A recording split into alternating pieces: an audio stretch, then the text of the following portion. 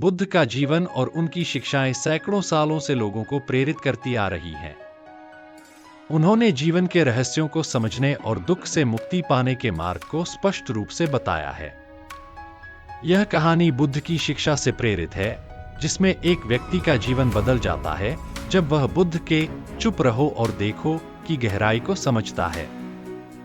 यह कहानी हमें सिखाती है कि कैसे चुप्पी और ध्यान से जीवन के सारे दुख व्यर्थ और अस्थायी लगने लगते हैं। प्राचीन भारत के एक छोटे से गांव में राजेश नाम का एक व्यक्ति रहता था। वह साधारण जीवन जीता था, लेकिन हमेशा चिंता और तनाव से ग्रस्त रहता था। उसकी चिंताओं का कारण उसकी दैनिक जीवन की समस्याएं थीं, खेती में समस्याएं, परिवार में विवाद और जीवन की अनिश्चितता। राजेश का मन हमेशा उथल-पुथल में रहता और वह इन सब से बहुत परेशान हो चुका था। राजेश को लगता था कि उसका जीवन केवल दुख और तकलीफों से भरा हुआ है। उसने कई उपाय किए, पर कोई भी उसके दुखों को कम नहीं कर पाया। एक दिन उसने सुना कि बुद्ध पास के जंगल में एक वट वृक्ष के नीचे ध्यान कर रहे हैं। उसने सोचा कि शायद बुद्ध उसे उसके जीवन की समस्याओं का हल बता सकते हैं। राजेश ने निर्णय किया कि वह बुद्ध से मिलने जाएगा। वह अगले दिन सुबह सुबह जंगल की ओर चल पड़ा। जब वह वहां पहुंचा, उसने देखा कि बुद्ध शांत और स्थिर मुद्रा में वट वृक्ष के नीचे ध्यान में लीन है। राजेश उनके पास पहुंचा और उनके सामने सिर झुकाकर बैठ गया। बुद्ध ने अपनी आंखें खोलीं और राजेश की ओर देखा। उनकी आंखों में गहरी करुणा और समझदारी झलक रही थी। राजेश ने बुद्ध को अपने जीवन की सारी समस्याएं बताईं और उनसे पूछा, हे बुद्ध, मेरा जीवन दुखों से भरा हुआ है। मैं हमेशा चिंतित और परेशान रहता हूं। कृपया मुझे बताएं कि मैं इन दुखों से कैसे मुक्त हो सकता हूं। बुद्ध ने ध्यान से राजेश की बातें सुनी। उन्होंने एक छोटे से विराम के बाद मुस्कुराते हुए कहा, राजेश, जीवन में दुखों का होना स्वाभाविक है, लेकिन यह देखना महत्वपूर्ण है कि ये दुख वास्तव में कैसे उत्पन्न होते हैं।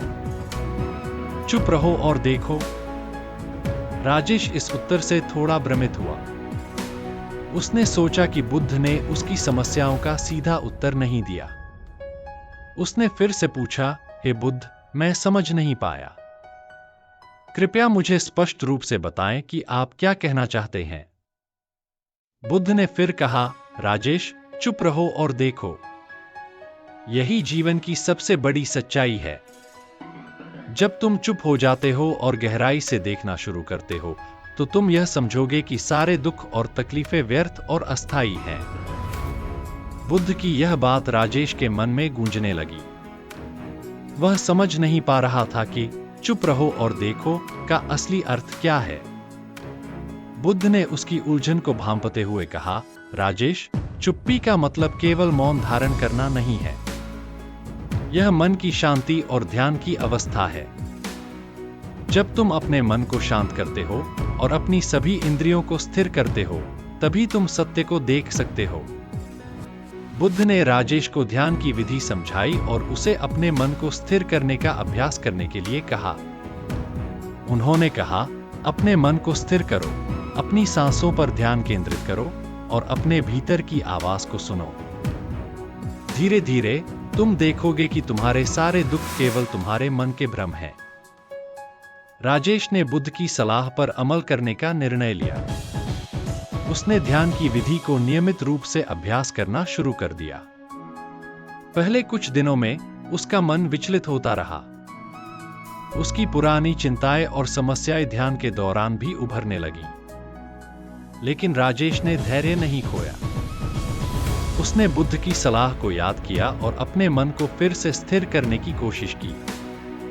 धीरे धीरे राजेश ने महसूस किया कि उसकी चिंताएं और समस्याएं, जो पहले उसे बहुत बड़ी लगती थीं, अब उसे उतनी महत्वपूर्ण नहीं लग रही थीं।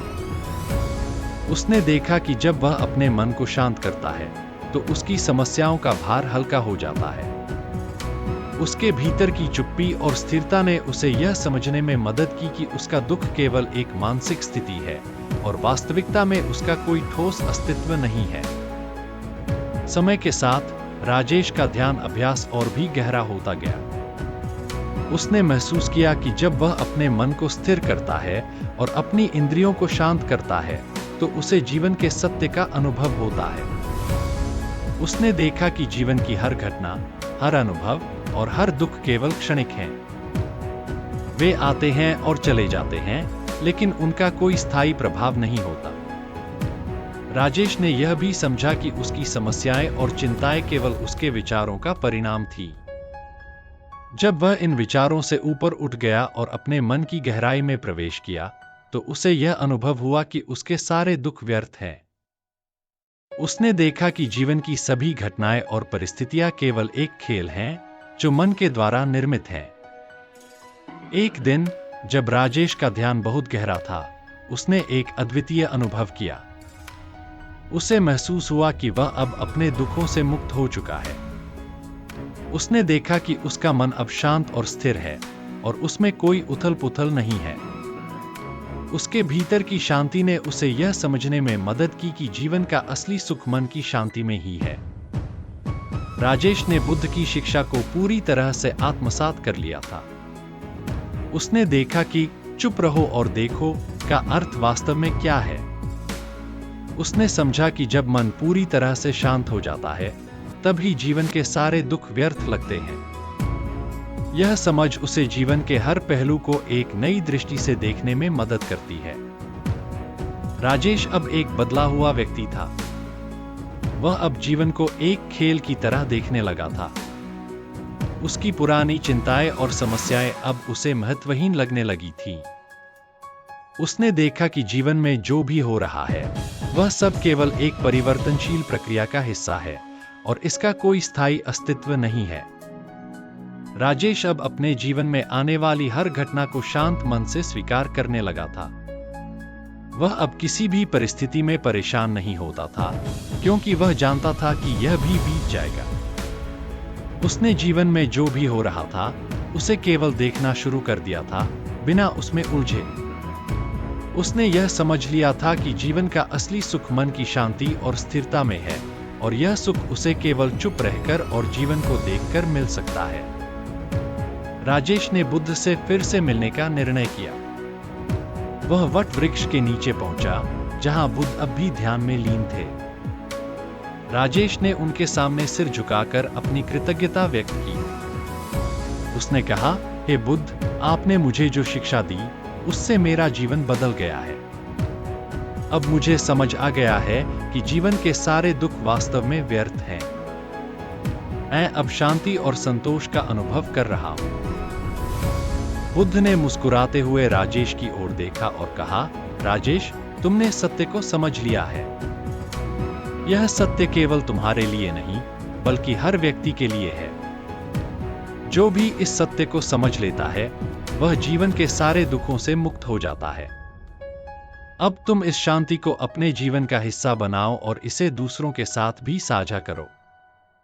राजेश की यह कहानी हमें सिखाती है कि जीवन में दुख और समस्याएं केवल तब तक हमें परेशान करती हैं, जब तक हम उनके साथ जुड़े रहते हैं।